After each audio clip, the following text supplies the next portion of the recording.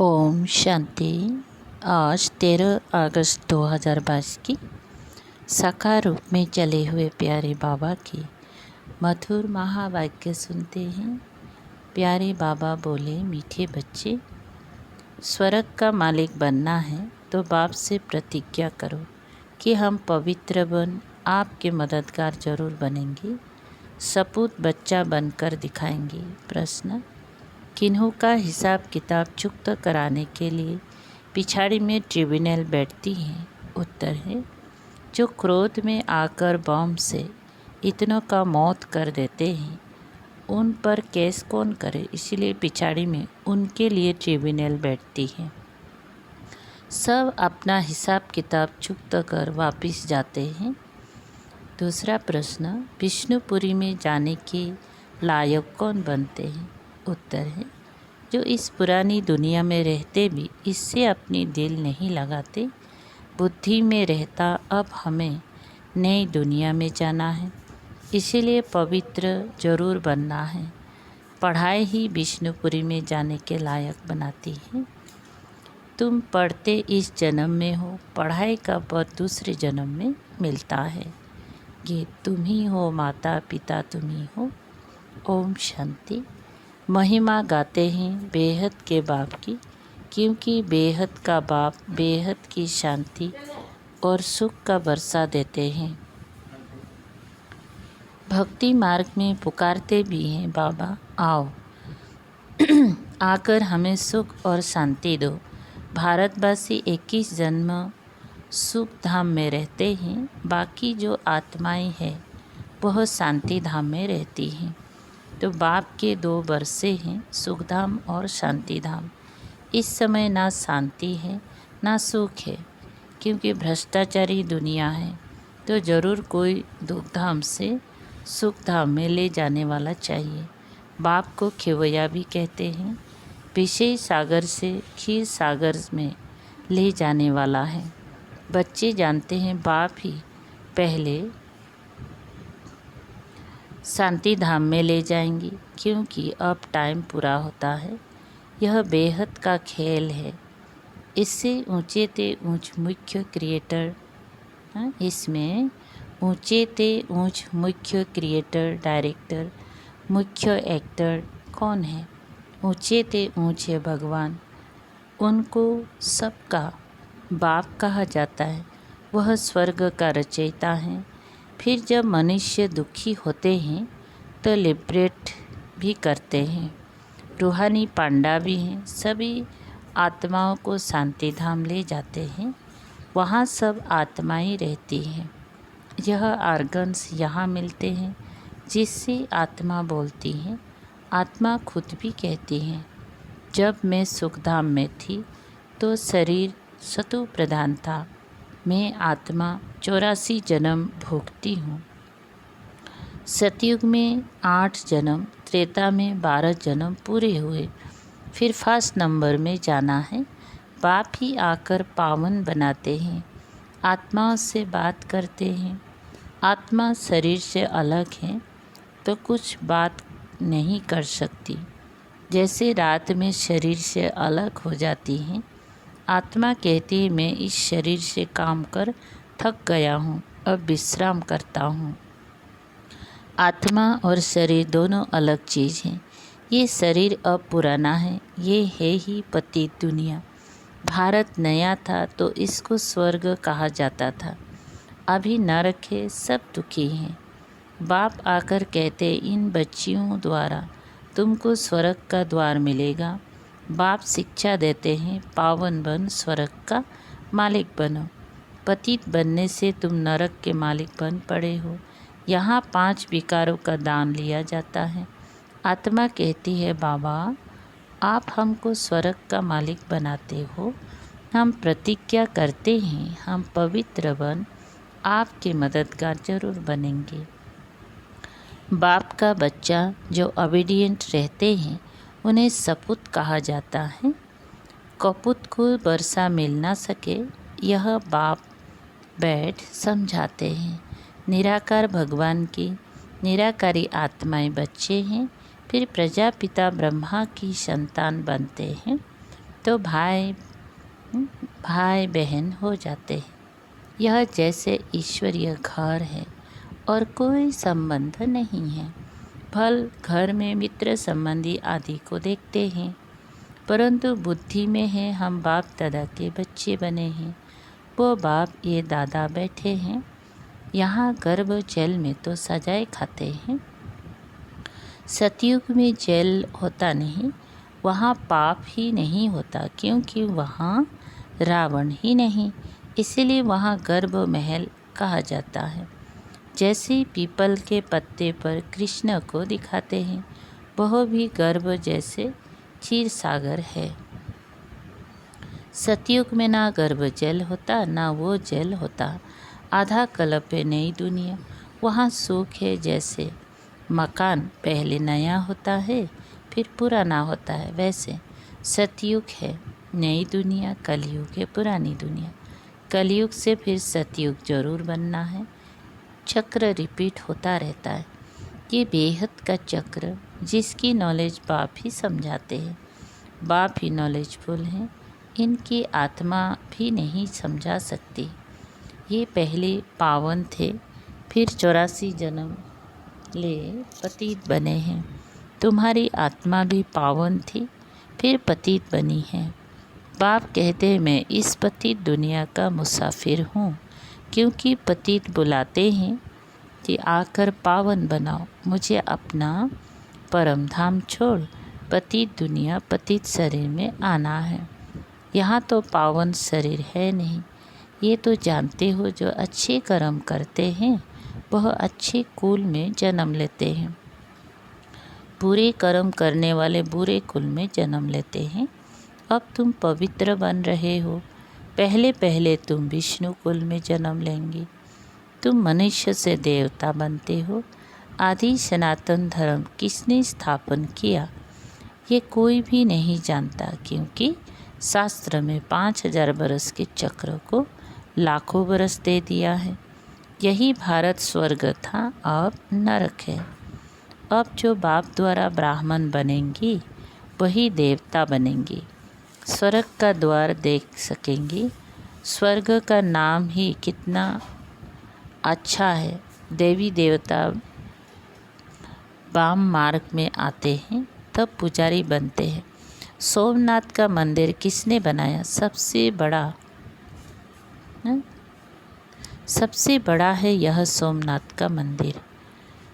जो सबसे साहूकार था उसने ही बनाया होगा। जो सतयुग में पहले महाराजा महारानी लक्ष्मी नारायण थे, वही जब पूज्य से पुजारी बनते हैं तो शिव बाबा जिसने विश्व का मालिक बनाया है उनका मंदिर बनाते हैं। खुद कितना साहूकार होंगे, तब तो इतना मंदिर बनाया जिसको मोहम्मद गजनबी ने लूटा। सबसे बड़ा मंदिर है शिव बाबा का, वो है स्वर्ग का रचयिता। खुद मालिक नहीं बनते।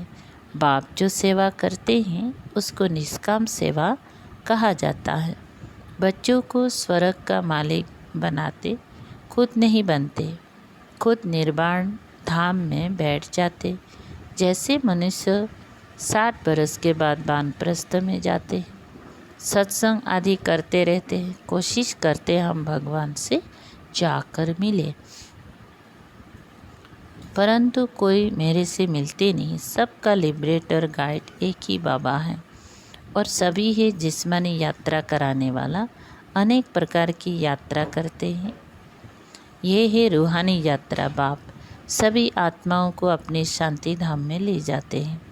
अभी तुम बच्चों को बाप विष्णुपुरी में ले जाने के लायक बना रहे हैं। बाप आते ही हैं सेवा करने। बाप कहते हैं इस पुरानी दुनिया में कोई से दिल नहीं लगाओ, अब जाना है नई दुनिया में।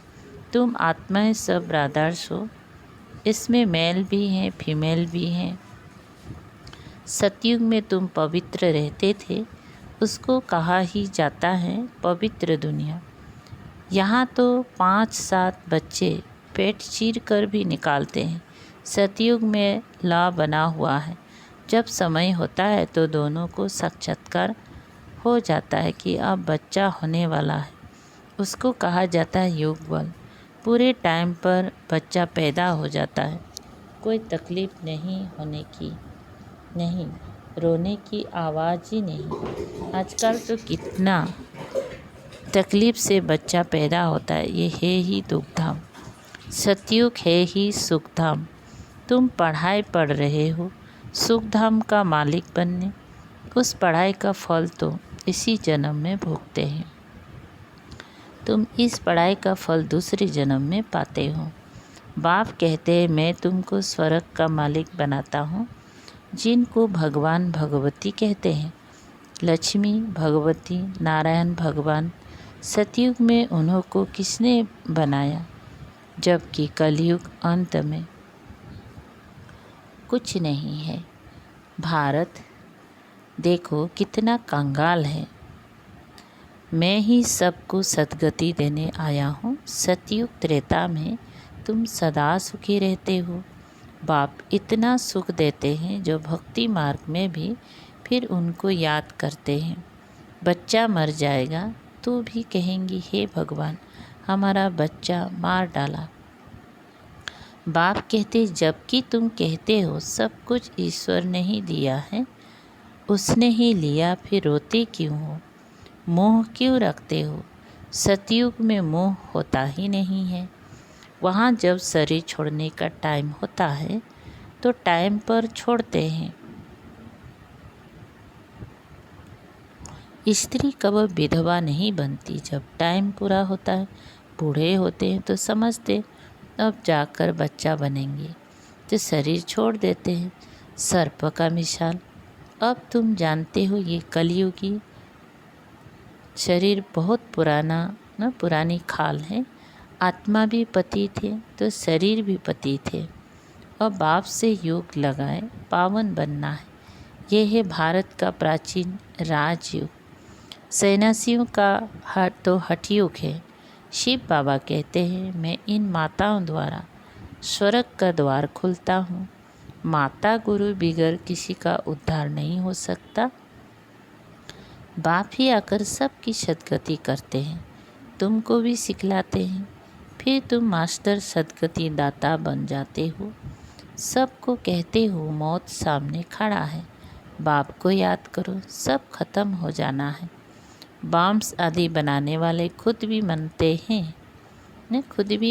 हैं कि इससे विनाश होना है, परंतु हमें कौन प्रेरता है पता नहीं। समझते हैं एक बॉम्ब फेंकने से सब खत्म हो जाएंगे।